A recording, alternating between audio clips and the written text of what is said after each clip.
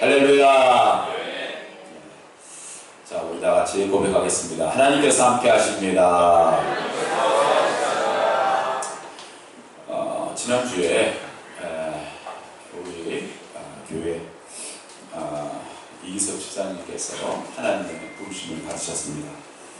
하나님의 부르심을 받고 이렇게 3일간 장례 예식을 진행하며 예전에 이기석 집사님과 함께 했던 신앙들, 또한 아내 되셨던 고윤수 집사님 생각이 유난히 어제 많이 나는 그런 하루였습니다. 오늘 이렇게 말씀 준비하면서 유난히 예전에 우리와 함께 하셨던 우리 믿음의 선진들의 그런 생각들이 많이 났습니다. 이봉유 원사님부터 시작해서 수많은 분들의 먼저 하늘나라에 입성하신 그러한 분들을 생각하면서 그분들에게 우리에게 물려준 그런 신앙의 유산을 다시 한번 생각하고 또 그분들의 사랑을 생각하며 어저께 말씀을 준비하면서 저도 모르게 참 마음이 뭉클해졌습니다. 이기석 지사님께서 소천하시기 그 전주는 주일을 못 오셨죠. 그 전주일날 교회에 오셨었습니다. 교회에 오셨는데 이미 몸이 많이 안 좋으신 상태였는데 아마 교회 오기도 사실 어려우실 거였던 것 같아요. 이미 걷는 게 거의 불가능한 상태이셨지만 지팡이를 짚고 교회로 오셨더라고요. 제가 이용사에게 미리 좀 말씀 좀 드렸으면 참 좋았을 텐데 이해하시라 생각하겠습니다. 그러니까 이경사님께서 아버지가 그 몸을 가지고 교회 오신 게 많이 속상하셨던 것 같아요. 그렇죠. 자녀들이 부모님이 그런 육신의 아픔을 가지고 있는 거 마음이 편한 자식이 어디 있겠습니까? 그러니 좀 집에서 그래도 좀 쉬시면서 그냥 기도하며 그냥 혼자 예배 드리시면 되시겠는데 그 아픈 몸을 이끌고 걷기도 힘든 다리를 가지고 2층을 걸어 올라오시는 것을 보고 아마 좀 부모님께 좀 안 좋은 소리를 하신 것 같아요. 왜 아빠 왜 왔어? 아빠 왜 왔어? 집에서 좀 쉬지. 아빠 왜 왔어? 그랬더니 이기석 집사님께서 이경 집사님을 바라보면서 이렇게 이야기합니다. 11조 내려왔다. 11조 내려왔다.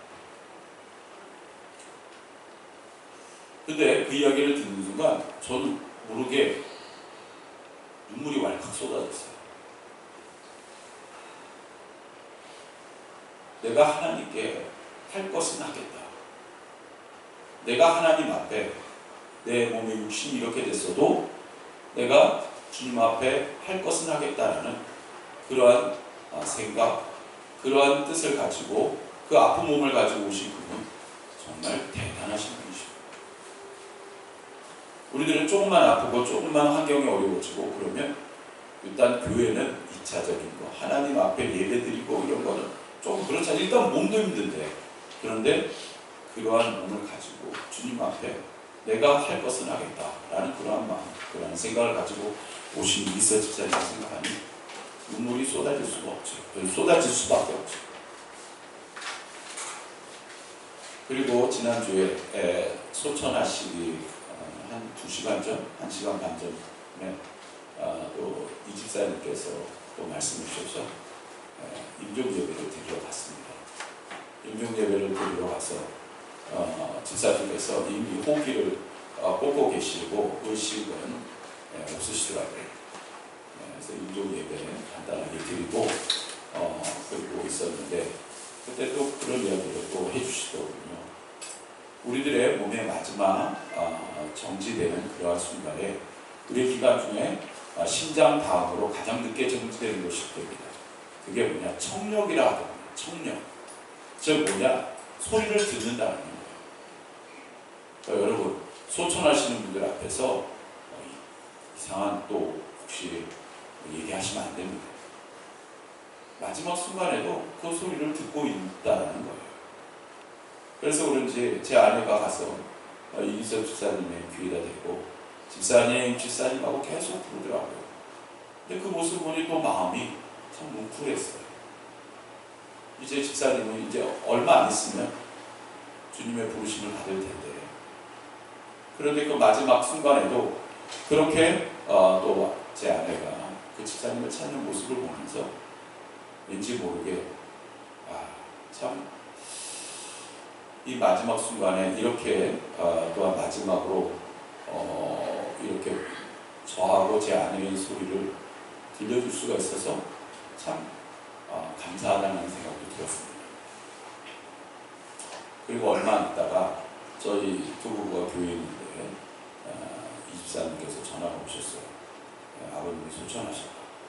어떻게 보면 그 마지막 그 말씀을 들으시고 아마 하나님의 부르심을 받으신 것 같아요. 참 감사하다는 생각이 들었어요. 마지막 순간에 주님의 그런 종의 예배에 인도하신 가운데 저 하늘나라에 입성한다는 것 정말 큰 은혜요, 축복이 아닐 수가 없다라는 생각이 문득 들었습니다.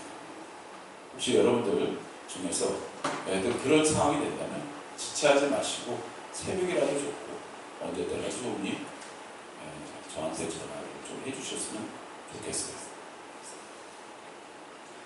하나님께서 우리를 부르시는 그날은 우리가 알 수가 없어요. 그죠?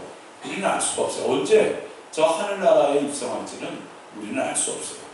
그 누구도 내일을 장담할 수 없기에 우리는 알 수 없는 그런 미래에 우리의 삶은 불투명한 미래를 가지고 살아가는 게 인생입니다. 그러나 하나 확실한 게 있어요. 주 예수를 부르는 자는 구원을 받으리라. 할렐루야. 즉 예수님을 믿는 자는 구원을 받는다라고 성경에.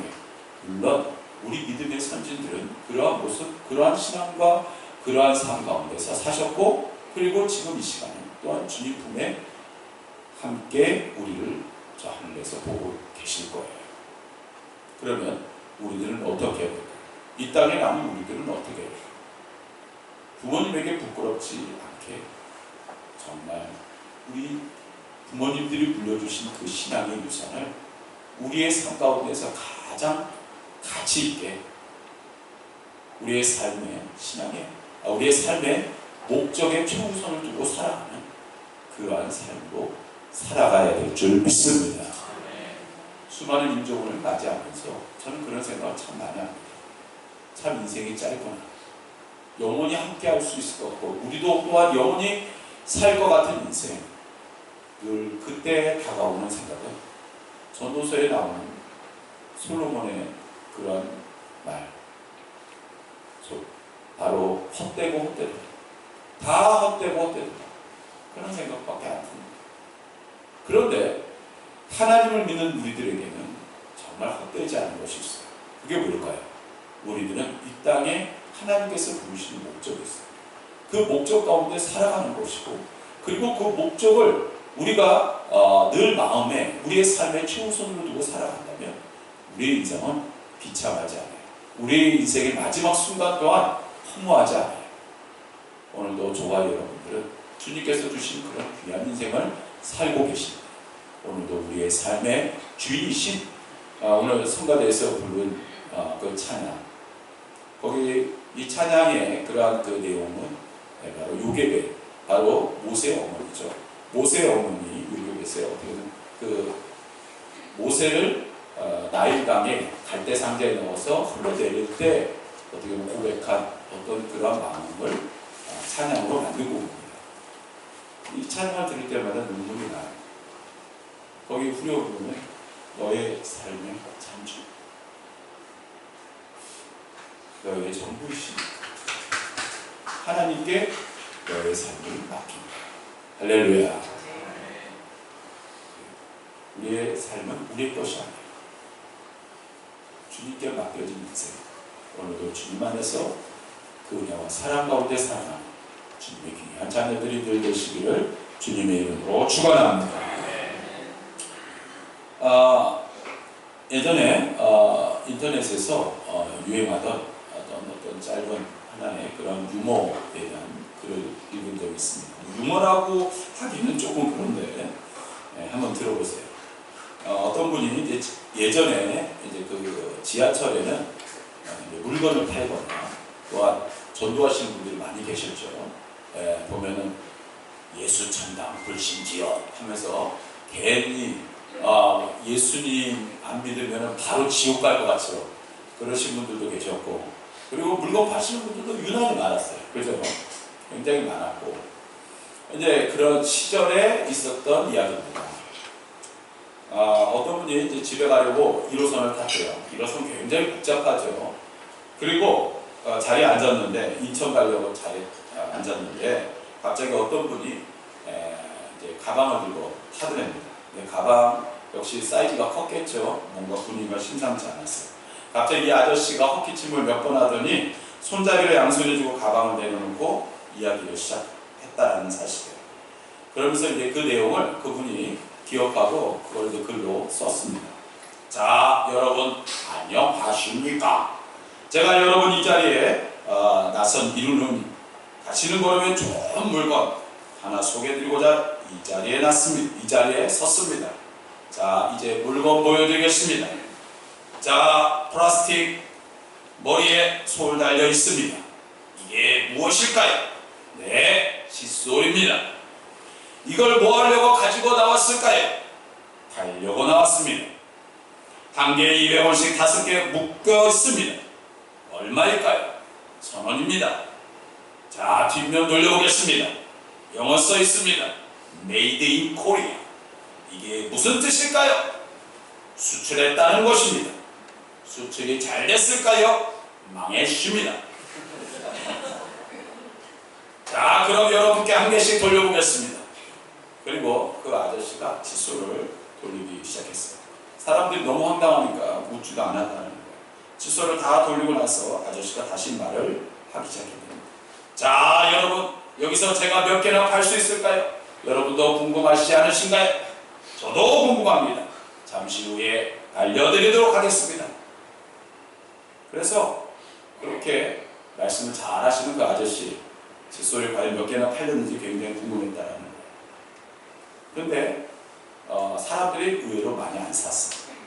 보니까 4개 정도 사는 모습을 봤다는 거예요.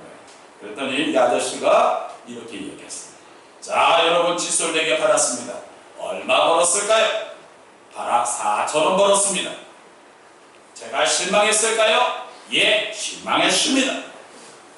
그렇다고 제가 여기서 포기하겠습니까? 아닙니다.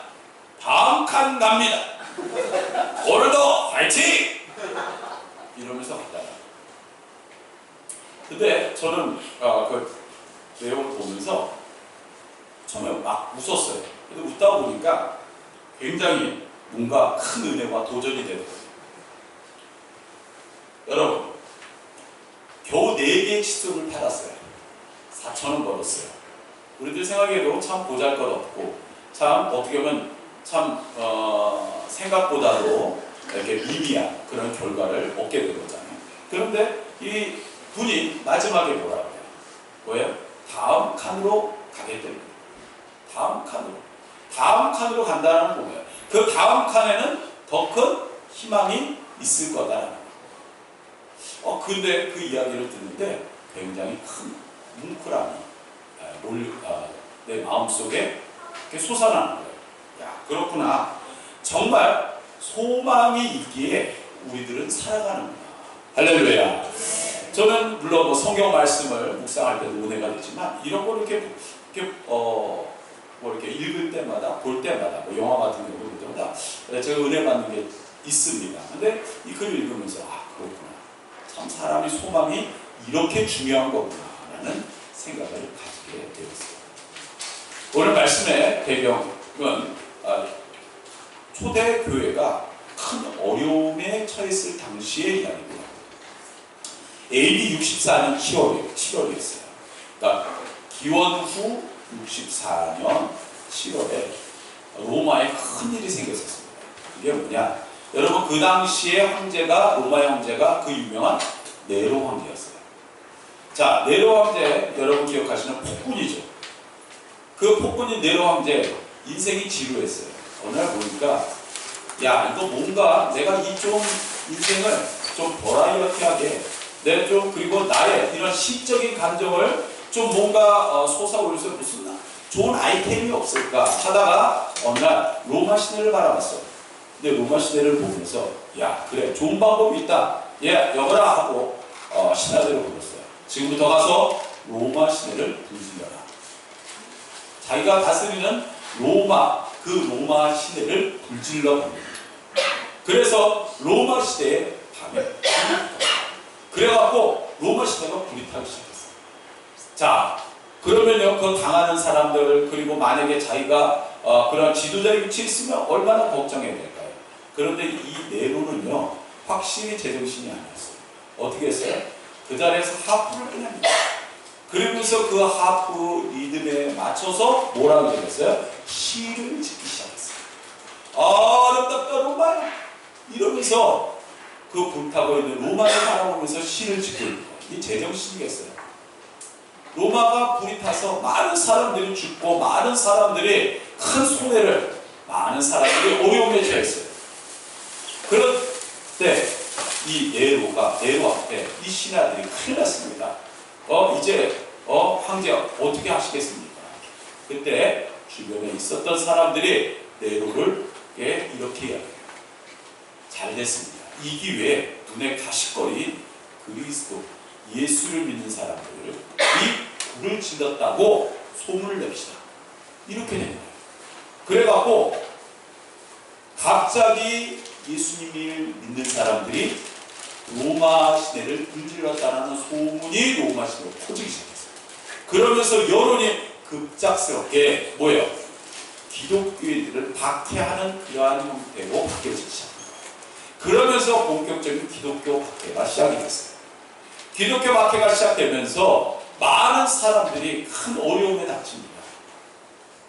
로마에 가면 제일 먼저 사람들이 구경하는 곳이 있죠. 바로 로마의 원형 경기장 콜로세움입니다. 지금 가봐도 어마어마한 규모입니다. 그런데 거기에 가보면 얼마나 많은 사람들이 죽어나간 곳이 로마의 원형 경기장 콜로세움입니다. 로마 원형 경기장인 콜로세움에 가면 제일 먼저 눈에 띄는 것은 가운데 있는 바로 십자가입니다. 왜 십자가를 새겨놓았을까요? 그것은 수많은 순교자들이 거기에서 사자의 다리 또는 검투사의 칼에 몽둥이에 자기의 운명이 닿았던 곳이 바로 콜로세움이었거든요. 수많은 기독교인들이 죽어나갔어요. 심지어 어느 정도까지 핍박을 당했냐면 로마 시내가 어느 날부터 밤에 불이 꺼지지 않는 그러한 로마 시대로 바뀌었어요. 로마 시내가 됐어요. 왜 그런 줄 아세요? 기독교인들을 잡아다가 몸에다가 콜타르를 바릅니다. 콜타르. 여러분 지금 우리 바닥에 까는 그겁니다. 근데 그렇게 바르는 이유가 있어요. 왜 그럴까요? 사람을 세워다 놓고 거기다가 불을 집어넣어요. 인간 회복. 로마 시내의 인간 회복이 사방팔방에 다 걸려있었어요. 다 누구예요? 기독교인들이었어요. 쉽게 죽지도 않습니다. 그 고통이 얼마나 고통스러웠어요. 그렇게 핍박을 받았어요. 그렇게 핍박을 받으니까 기독교인들이 더 이상 로마 시내에 있을 수 없고 로마에 머물 수도 없고 이 사람들이 도망을 가기 시작합니다. 어디로 도망을 가느냐? 그 당시에는 소아시아라고 했고 지금은 터키입니다. 그쪽으로 도망을 가요. 근데 그쪽까지 쫓아와서 기독교인들을 잡아갑니다. 그러니까 이들이 도망가다 어디로? 땅바닥으로 두더지처럼 땅을 파고 숨어 들어갑니다. 그래서 지금도 로마나 그리고 터키에 가보면 카타콤이라고 했죠. 지하교회 흔적들이 수없이 남아있습니다. 자, 우리 옆에 사진 좀. 자, 이게 바로 그 카타콤입니다. 옆에 있는 그것은 바로 뭘까요? 저기서 잠을 자요. 저기서 잠을 자다가 죽으면 뭡니까? 저기가 바로 그냥 관입니다. 어떻게 해요? 바깥에다가 그냥 회칠로 그냥 막아버리는 거예요. 그러면 저게 뭐가 되는 거예요? 그냥 무덤이 되는 거예요. 저렇게 살았어요. 자, 넘겨주세요. 저기가 이제 터키에 있는 그 하나의 지하교회죠. 지하교회입니다. 저렇게 저런 미루를 만들어 놓고 들어오면은 일단은 나가기도 어렵습니다. 길 찾아 나가기도 어렵고, 심지어 들어왔던 기독교인들을 잡으러 왔던 사람들도 길을 헤매고 기독교인들을 찾기가 헤맬 정도로 최근에까지도 함부로 들어갔다가 실종자들이 나오는 곳이 저 터키에 있는 카타콤 지하교회입니다. 그게 지하교회의 모습입니다. 자, 넘어가겠습니다. 바로 지하교회 정면입니다. 그 당시에도 저기서 바로 예배를 드렸던 예배터예요. 바로 그처럼 핍박 가운데에서 그들은 지하로 들어가서 예배를 드리기 시작합니다. 근데 예배를 드릴 때 그들은 그 핍박받는 그들의 입장에서는 언제 다시 지상으로 돌아갈지 몰라요. 그들은 말 그대로 소망이 사라졌어요. 야, 내가 예수를 믿는, 그 예수를 믿는 그것 때문에 내가 이렇게 핍박을 받아. 그리고서는 배도를 했을까요? 아니에요. 그러나 현실의 모습을 보니 소망이 없는 거예요.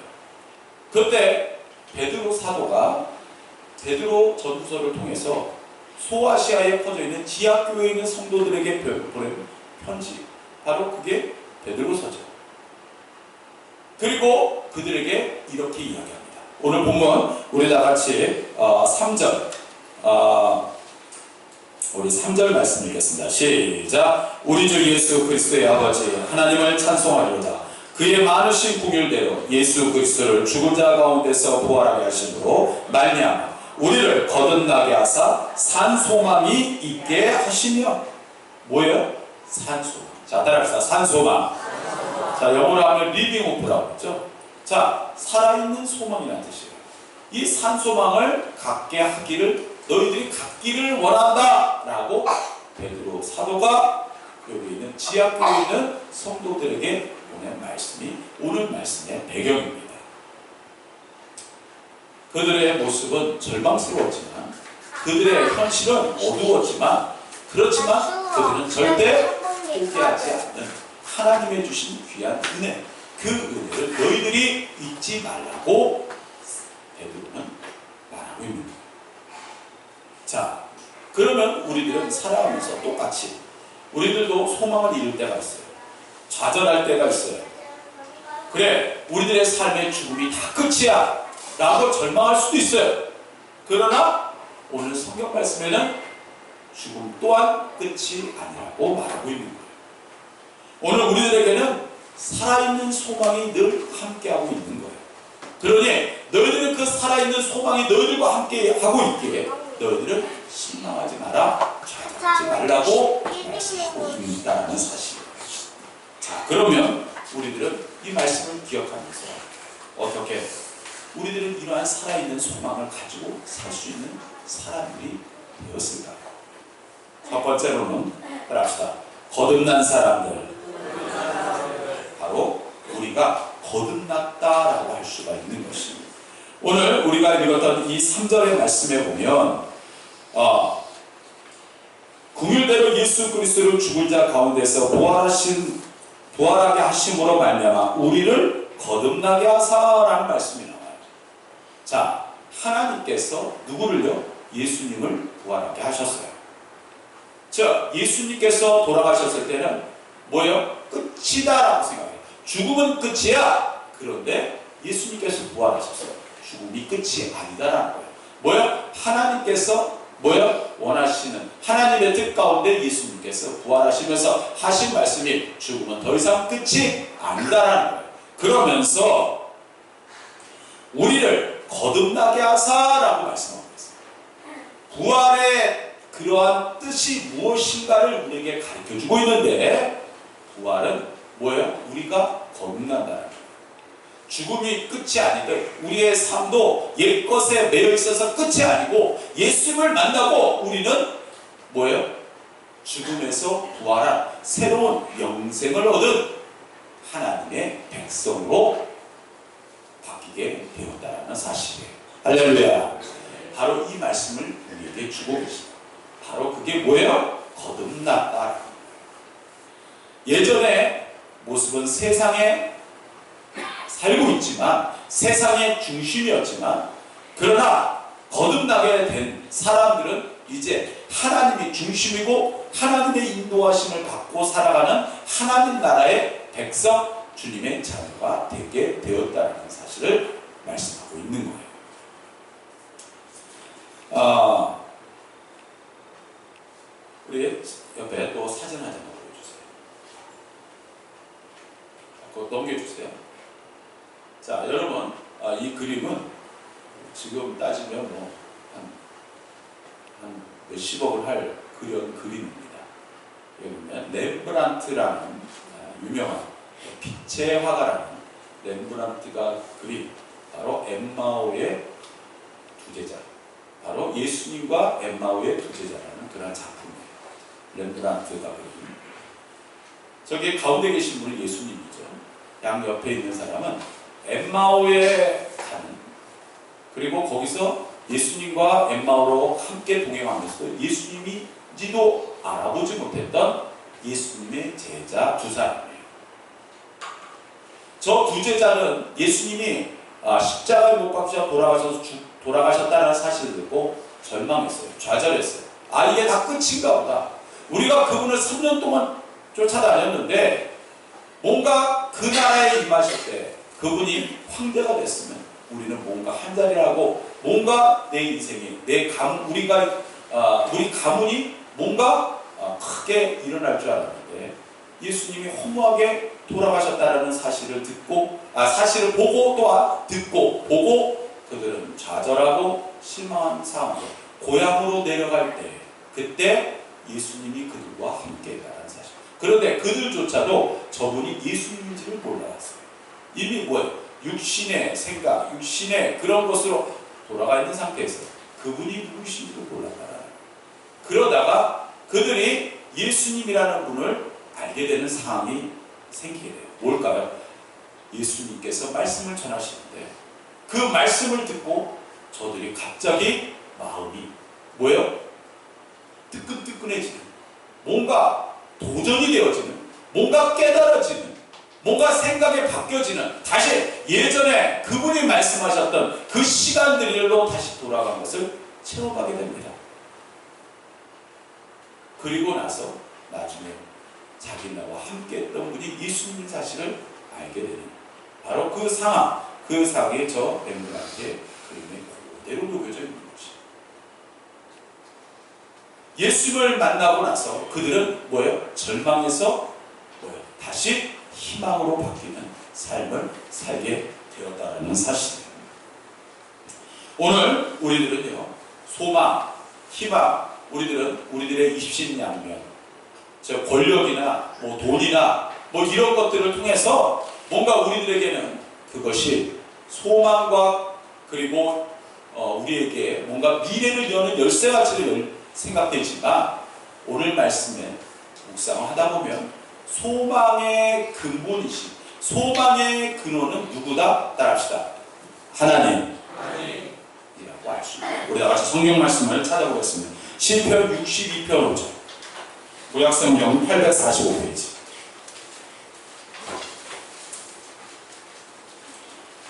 시편 62편 5절.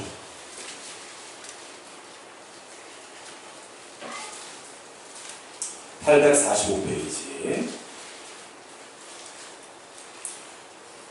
자, 우리 5절에서부터 우리 7절까지 우리 다 같이 읽겠습니다. 시작. 나의 영혼아 잠잠히 하나님 마음 바라라. 모든 나의 소망이 그로부터 나오는도다. 오직 그만이 나의 반석이시여 나의 구원이시여 나의 요새이시니 내가 흔들리지 아니하리로다. 나의 구원과 영광이 하나님께 있으리요 내 힘의 반석과 피난처도 하나님께 있도다. 아멘. 60편 5절에 보면 나의 영혼아 잠잠히 하나님만 바라라. 무릇 나의 소망이 누구에게로부터? 하나님. 그는 누굴까요? 하나님께로부터 나오는 도다. 할렐루야. 바로 소망은 하나님께로부터 나온다는 사실을 우리에게 말씀해 주고 있다는 사실. 제가 아까 찬양을 부르면서 저도 모르게 웅크렸어요. 제가 개인적으로 좋아하는 찬양이고, 예전에 찬양 집회를 할 때 우리가 오늘 불렀던 그 찬양의 순서대로 찬양을 부르는데 정말 얼마나 많이 이 찬양을 부르면서 울고 찬양했는지 몰라요. 심지어 예전에 우리 교회에 다녔던 한 청년은 이 찬양을 들으면서 그때가 입시를 보고 그리고 집에 돌아와서 채점을 하고 부모님께 제가 가장 먹고 싶은 음식 피자를 시켜달라고 해서 피자를 먹고 두루넣어서 이 찬양을 들으면서 피자를 두루넣어서 먹거든요. 아니 그 청년이 나중에 그런 얘기를 했어. 제가 말씀드려요. 그러다가 이 찬양을 듣다가 피자를 먹다가 갑자기 이 살아계신 주 부분이 나왔는데 눈물이 왈칵 쏟아졌어요.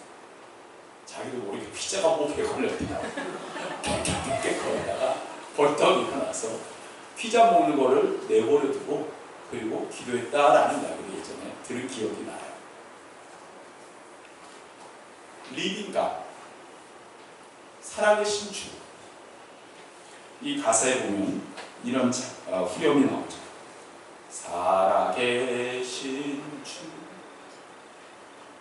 나의 참된 소망, 걱정 근심 전혀 없네. 사랑의 주네, 갈 길 인도하니 내 모든 삶의 기쁨 늘 충만하네. 할렐루야. 살아계신 주, 리빙 갓, 그 주님이 오늘도 우리와 함께 하시고 계시다는 사실. 고린도전서 3장 16절에 보면 이런 말씀이 나와요. 너희가 하나님의 성전인 것과 하나님의 성령이 너희 안에 거하시는 것을 알지 못하느냐? 즉 너희 안에 주님이 함께 하시고 계시다는 사실을 너희들이 알지 못하느냐? 오히려 물어보고 있어요. 지금 저와 여러분들의 심령 가운데 하나님이 함께 하신다는 사실을 너희들이 왜 모르느냐라고 말하고, 오늘 부활하신 그리스도가 오늘도 우리와 함께하고 있다는 사실. 나와 동행하시는 주님이 나의 힘이시며 능력이시며 구원이시며 반석이시며 소망이시며 라고 말씀하고, 얘야 좌절하지 마라, 실망하지 마라, 내가 너와 함께 함이니라. 할렐루야. 오늘도 우리는 거듭난 인생, 바로 주님께 붙들린 인생으로 살아 하나님께 주신 소망 가운데 살아가는 주님의 귀한 자녀들이 늘 되시기를 주님의 이름으로 축원합니다. 오늘 본문 말씀으로 다시 돌아가도록 하겠습니다. 오늘 본문 말씀 4절 말씀을 우리 다시 읽도록 하겠습니다. 본문 말씀 4절 읽겠습니다. 시작. 썩지 않고 더럽지 않고 쇠하지 아니하는 유업을 입게 하시나니 곧 너희를 위하여 하늘에 간직하신 것이다. 여기서 보면요, 기업이라는 말씀이 나와요. 물론 이 기업은 뭐 여러 가지로 해석할 수 있어요. 그런데 기업, 우리가 일반적인 우리가 이 세상의 기업을 하시다가 참 수많은 어려움들을 겪으신 분들이 있어요. 사업이 망했다. 사업이 망했으니까 난 더 이상 살아갈 희망이 없어. 넥타이를 목에다 메고 그리고 한강으로 가고 뭐 그것뿐만이 아니라 뛰어내리고 말 그대로 어느 날 최고의 높이에 올라가 있다가 절망하고 좌절하면서 그러면서 인생을 정말 끝을 보시는 분들이 계시더라고요. 그런데 오늘 말씀해 보면요, 기업을 가진 너희들은 그렇지 않더라는 거예요. 오늘 말씀해 보면요, 이 4절에는요 바로 세 가지의 기업에 대한 얘기예요. 첫째, 썩지 아니하는 기업, 썩지 않고 라는 말입니다. 두 번째, 더럽지 않고, 그 다음 세 번째, 쇠하지 않고. 자, 첫째 뭐라고요? 두 번째, 세 번째, 이 기업을 바로 너희를 위하여 하늘에 간직하신 것이라. 우리들은 이 땅에만 그것이 존재하는 것이 아니라 저 하늘나라에 그 기업 또한 존재하고 있다는 사실이에요. 많은 분들이 그런 생각합니다. 저 하늘나라가 있을까? 있습니다. 우리들은 비행기 여러분 타보셨나요 혹시? 비행기 타보시면 일반 버스하고 다른 점이 있죠. 일반 버스는 물론 이제 이걸 고속도로 요새는 고속 버스는 조금 다를 수도 있겠지만 예전에 버스들은요 거의 앉는 사람이 임자, 그죠?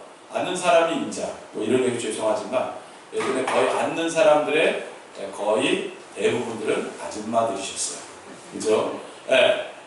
어쨌든 그 좌석 뺏기면 너무 힘들고 그렇잖아요. 그런데 제가 뭐 요새 좀 외국 나갈 일이 좀 몇 번 있어서 비행기를 탈 때 사람들이 쭉 줄 서 있는 경우가 있어요. 그런데 대부분 비행기를 많이 타보신 분들이 줄 서 있을까요? 비행기를 많이 타보지 않으신 분들이 줄 서 있을까요?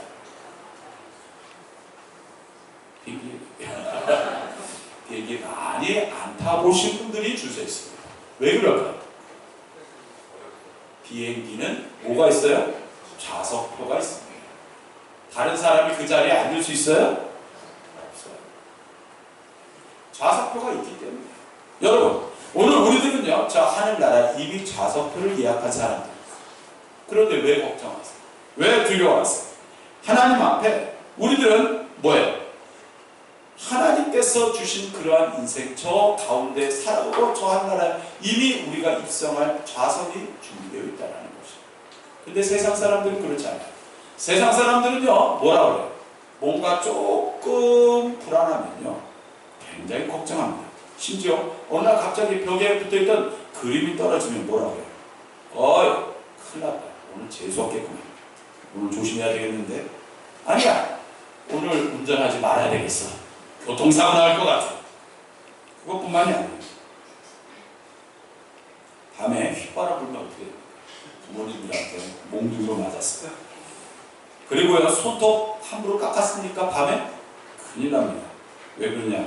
손톱 잘못했다가 동물이 먹으면 그 동물이 나하고 똑같은 모양을 갖고 우리 집에 들어올까봐 손톱도 못 깎았어요. 심지어 아침에 죄송합니다. 여성분이 첫 손님 되는 재수없다고 했어요. 그런 이야기가 있었어요. 여자는 아침에 물건 사러 가면 큰일 났어요. 심지어 얼마 전에 제 유튜브를 보다 보니까 중국에서 있었던 실제 이야기. 한 만상인 녀석이 침대에 걸터앉아 있었는데 결혼하고 왔던 한 그 녀석이 하얀 연사포를 입고 그 침대에 걸터앉아 있는 그 여성의 뺨따기를 그 자리에서 때리는 거예요. 그 여자가 갑자기 너무 황당하잖아요. 그러면서 벌떡 일어나서 나가는 거예요. 그래서 저는 왜 그럴지 몰랐어요. 거기 왔더니 뭐라고 써있느냐. 이렇게 써있고 결혼한 여자 그 침대에 임산부가 앉으면 중국에는, 우리나라는 아닙니다. 중국에는 임산부가 그 자리에 앉았으면 그 결혼한 여자가 유산할 확률이 많답니다. 그러니 뺨따기를 때립니다. 왜? 죄송합니다. 재수없게. 그런데 우리 예수 믿는 사람들은요, 그러면 되겠습니까? 밤에 휘바람 부으세요. 발톱 깎으세요. 예, 그냥 벽에 그림 떨어졌으면 그냥 이 그림이 더 이상 내가 보기 좋지 않은 그림이라고 생각하세요. 여러분, 오늘 우리들은 그런 거에 따져서 살아가는 인생이에요. 하늘 백성으로 하늘 소망을 가지고 살아가는 백성들에게 저 하늘나라를 이미 예약한 사람입니다.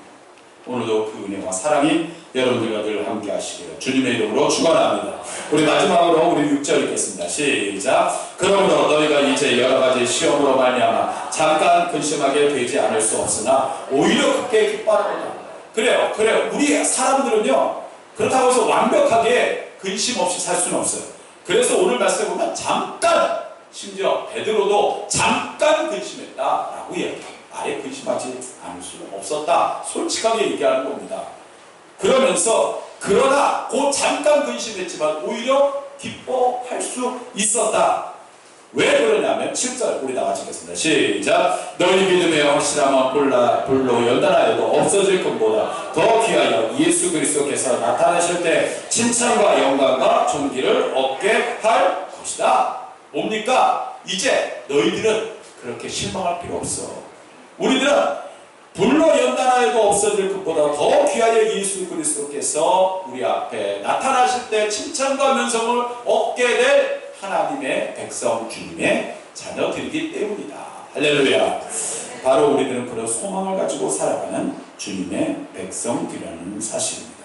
자, 그림을 마지막으로 좀.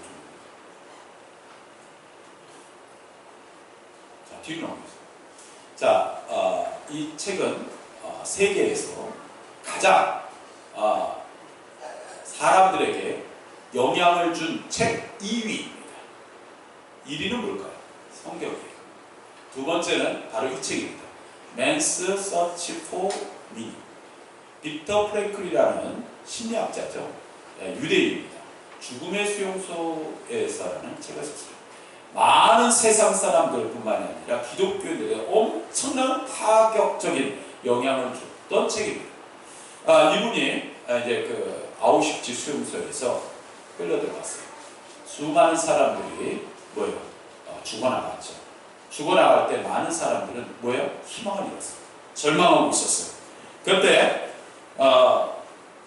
그 죽어가는 광경을 보면서 그 자기가 머물고 있었던 그 깜방에서 사람들에게 이렇게 얘기했어요. 친구 여러분, 저 조그만 창이 보이지 않습니까? 그랬더니 한 죄수가 신경질적으로 대답했어요. 뭐예요? 회색 담벼락밖에 없는데. 그때 이 빅터 프랭클 박사가 이렇게 얘기했어요. 아니요, 그 회색 담벼락 저 건너편에 있는 푸르른 하늘을 바라보십시오. 밤에도 빛나는 별들을 바라보십시오. 저 앞에 있는 회색 벽을 볼 것이 아니라 저 너머에 있는 저 하늘에 빛나는 별빛을, 꽃들을 바라보세요. 그 희망을 끊어놓지 않았던 이 빅터 프랭클 박사는 살아나게 돼요. 그리고 저 죽음의 수용소라는 책을 쓰게 되고 전 세계 가장 유명한 그러한 명저서로 알려지게 됐습니다. 여러분, 오늘 우리들에게는 바로 소망이 있어요. 그 소망이 뭘까요? 하늘 소망입니다. 우리들은 그래요. 이 세상에 살아가는 것에 또한 한계를 느낄 수 있어요. 그러나 저 하늘 소망을 품고 살아가는 것이 주님의 자녀들이 살아가는 방식이에요. 그래서 오늘 우리 다 같이 이 찬양을 불렀으면 참 좋겠어요. 하늘 소망이라는 찬양이에요.